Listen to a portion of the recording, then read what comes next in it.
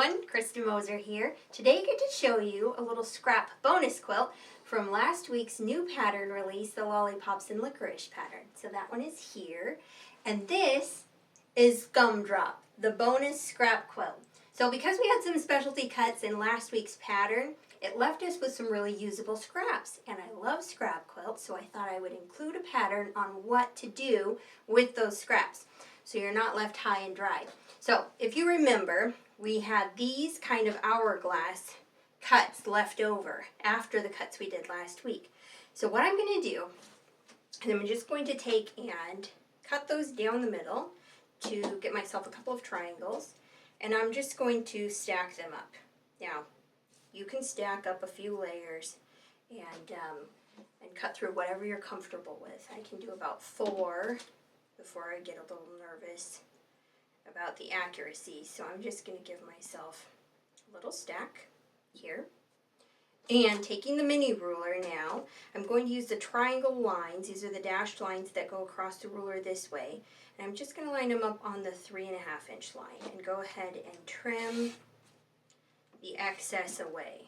So that gets you a nice clean cut. Now you can do this with any scraps. It doesn't have to be if you've done the Lollipops and Licorice fabric. Any scraps you have that you can get a 3.5 inch triangle, you can do this pattern. So we've got some of those, and you're just, I've got quite a stack here, so I'm just going to go through and cut them into triangles here again. Now if you remember, if you saw last week's video, I talked quite a bit about bias and straight of grain. And so I'm going to kind of touch on that, but I would encourage you to go watch that video if you haven't, because this we're going to make use of again. Alright, so I've cut some others earlier, so I have quite a variety. You're going to lay these out into sets of 6 to give yourself a hexagon. So just mix and match. However, all these cute little prints really go together for a fun variety. So 6 of them will create a hexagon. Now what I've done, I don't know if you noticed, I've put all my flat tips towards the center. So when using the ruler, it has the flat tip here. And so when I cut my triangle, I have the flat tip. And because I put all my flat tips towards the center, that will alleviate as much bulk here in the middle when I go to sew them all together. And also what it does is it puts all my straight of grain edges at the outside edge. So last week we talked about the angled edges being bias and the straight of grain being top and bottom. So flat tip and the base. And by turning the flat tips in, I've got all my bias edges to the inside, which will make for really accurately pieced block, especially when I go to add them to the next ones and the next ones to make my rows. So here you see, I've turned them all in. I'm going to sew 3 and 3. So first seam, press it open, and then the second seam. And then because of those flat tips, there should be very minimal bulk there. Same thing to the bottom set. Pressing each seam open before adding the next one, and then I will join the 2 sides. So I've actually done that here, 3 and 3. All my seams pressed open, really flat here because we've got 6 seams coming together. And so with my intersection, I can match it up and my outside points. Sew this seam at 1/4 inch, press it open, and I would put some starch on the block at that point. So definitely give it a little spritz. Best Press, Flatter, there are a lot of good brands out there. And just give it a little starch. That will help to kind of set the block. Once you have the whole block done, it will be like this. So here you see, you're going to make a bunch of those, and you'll have quite a few to work with.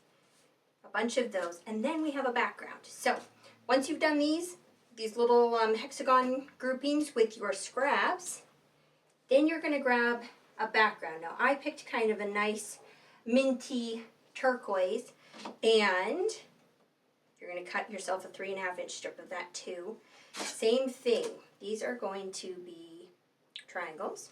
So here I'm using the 3.5 inch line in the flat tip, and then I'm just going to trim on either side and turn the ruler to get the same cut working my way across the strip.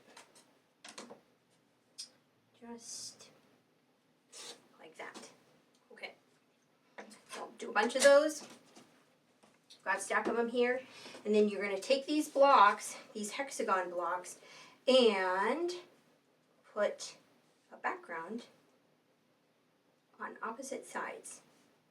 Now, you notice what I did here with my flat tip going up, and this one the flat tip coming down. That puts my straight of grain edge out here. So imagine this is going to be a part of a row.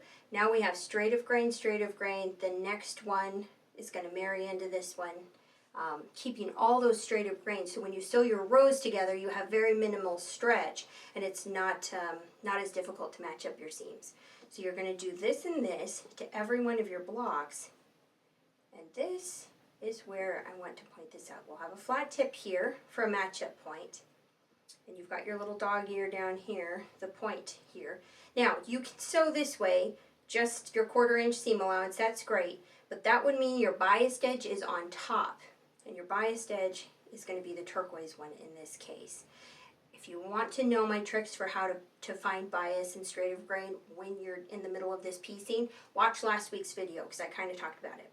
But because I want to always put my bias towards the feed dogs, I'm just going to take this, turn it over, and put it into my sewing machine this way so that my biased edge is always towards the feed dogs. That will eliminate any stretch. You don't have to worry about it. So we're going to do that to a few blocks, and then they just go together into rows. So here, imagine that's sewn together. Here's another one, and another one. So you can see how they would kind of group these units, become like diamond units, so you don't have Y seams to worry about. Hexagon, background, background, hexagon, and so on, all the way down. So you see these rows? We have hexagons, hexagons, hexagons, and these triangles create units so that it's seamless. The whole thing goes together so easily once you've done those steps. And then when you've got the point here where you're going to have these seams come together and get those to match, well, this is the trick there. So you're going to take a look at your seams. You want these seams to crisscross each other. So because everything is pressed open, you've got this seam coming up this way and this seam coming up this way, and they want to crisscross at a 1/4 inch from the edge. And so you can use a measuring tape, a little ruler, some 1/4 inch tape. That's what I do sometimes with a straight pin. And then match up my intersection, sew my seam. So when you go to open this up, these intersections match just perfectly. It's a very clever way to do it. Okay, very fun little project using up all those extra scraps plus a background. So this is in the Lollipops and Licorice pattern. It's just a bonus quilt. You'd flip to page 10. So you see here, you've got all of the instructions I just showed you on the groupings, how to do your rows and layouts, and then of course the trimming of the edges and to prepare it for quilting. So that's on pages 10 and 11 in the Lollipops and Licorice pattern. And all you need is a background. So if you bought one of the kits, if you were a lucky one that got one of the kits last week, and you want the turquoise that I used in my bonus quilt, we actually have that yardage. It's at KristaMoser.com. We'll put a link for it in the description here, and you'll be all set. I hope that was inspiring. And you don't have to use this fabric. You can use any fabric you have, but a good way to use up all the scraps and make something kind of cute.